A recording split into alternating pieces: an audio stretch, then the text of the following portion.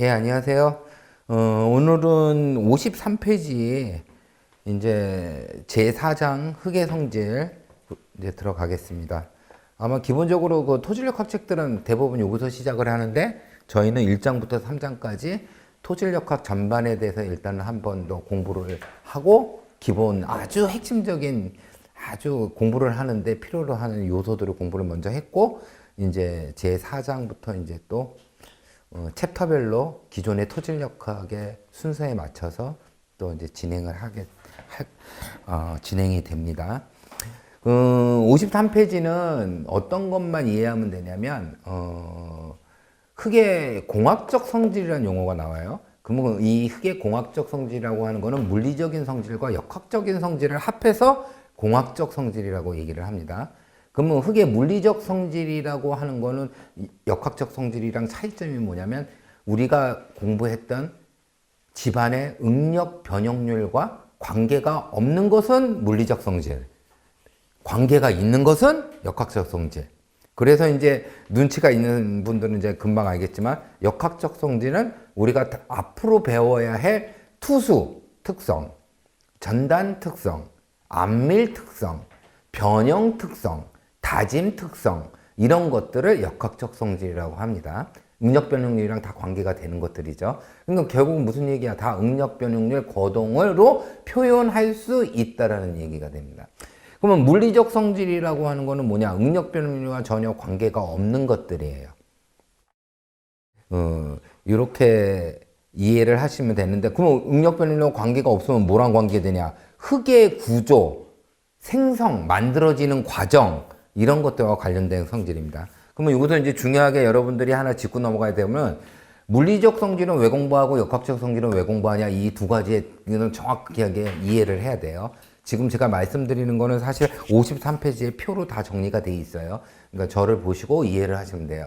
역학적 성질이라고 한다는 거는 아까 얘기했지만 집안에 해석하고 설계를 하기 위한 어떤 파라미터, 정수, 다시 얘기하면 투수 특성을 나타내는 투수계수, 안밀 특성을 나타내는 안밀계수, 압축지수 다 공부해서 이제 안밀편에 가면 공부가 나오는 것들입니다. 그러면 전단 특성을 나타내는 C파이가, 그 다음에 변형 특성을 나타내는 변형계수 포화성의 이런 것들을 시험을 통해서 그럼 어떤 시험?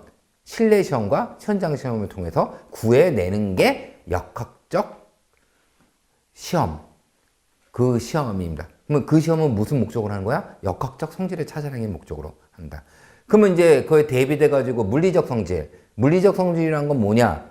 한마디로 얘기하면 역학적 성질을 알려면 역학시험, 아까 투수 시험 해야죠, 안밀 시험 해야지, 전단 시험 해야지, 변형 특성을 나타내는 그 변형 시험 해야지, 다 해야 돼. 근데 그거 하기 전에 이 임의의 흙은 과연 어떤 역학적 성질, 투수, 전단, 안밀, 변형, 다짐 이 역학적 성질 중에 어떤 성질들이 가장 부족할까? 어떤 성질들이 가장 설계하는데 핵심 요소일까? 어떤 요소들이 가장 파괴나 변형을 일으킬 가능성이 있는 특성을 갖고 있는 역학적 성질을 갖고 있을까? 이거를 먼저 추정하게 돼요. 그 추정을 어떻게 하느냐? 먼저 물리시험, 간단한 물리시험을 통해 가지고 역학적 성질을 추정하게 되는 거예요. 그럼 이 간단한 물리시험을 통해서 뭐가 나오느냐?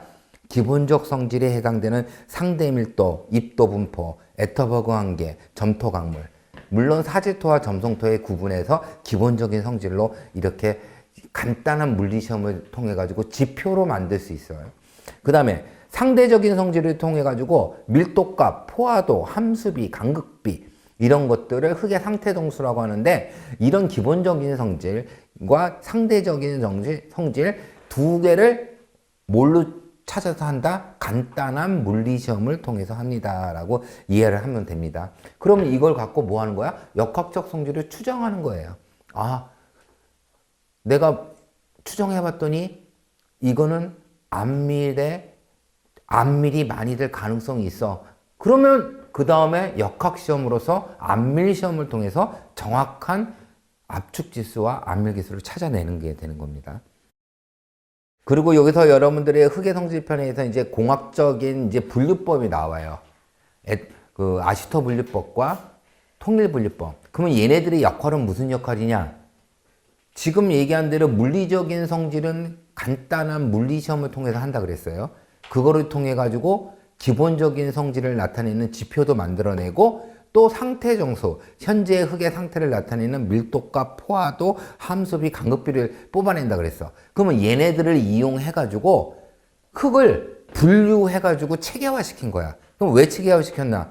공학적 성질, 역학적 성질이 어떻게 되는지를 추정한 내용들을 쭉 표로 만드는 거야.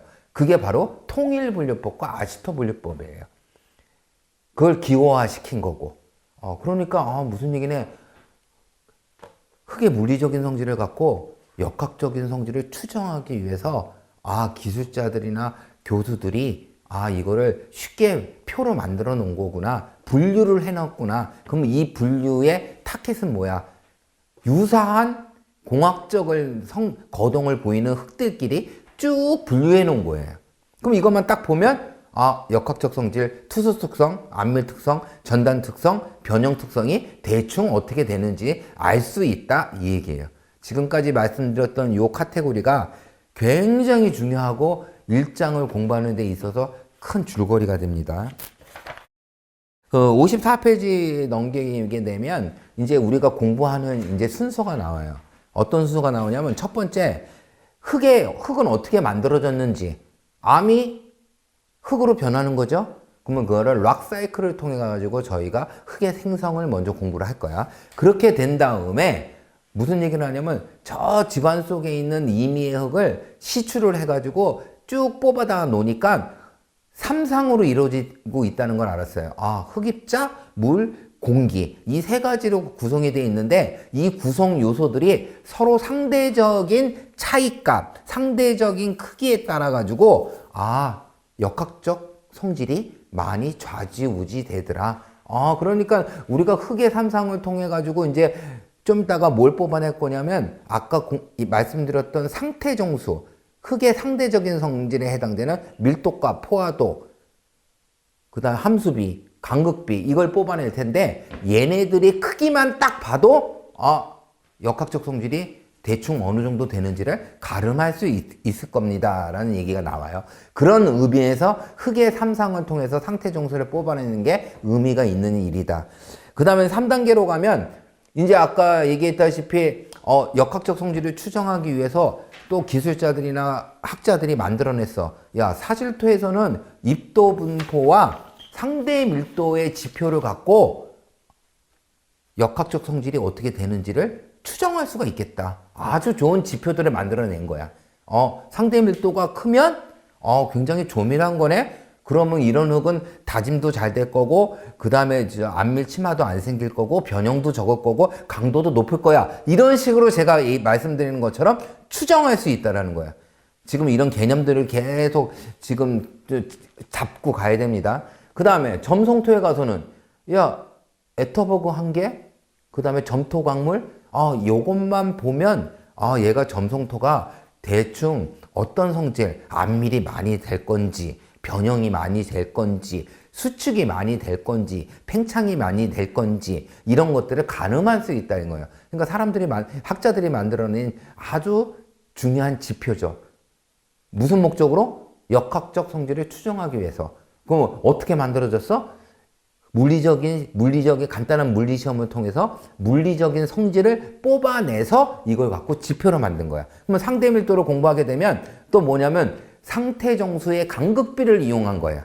그러면 에터버그 관계에서는 또 상태 정수 뭘 이용한 거야? 함수비를 이용한 거예요. 포화도를 이용한 거야. 그러니까 이런 식으로 개념을 쫙쫙쫙쫙 연결을 시켜야지만 이 장이 공부하는데 의미가 있는 겁니다.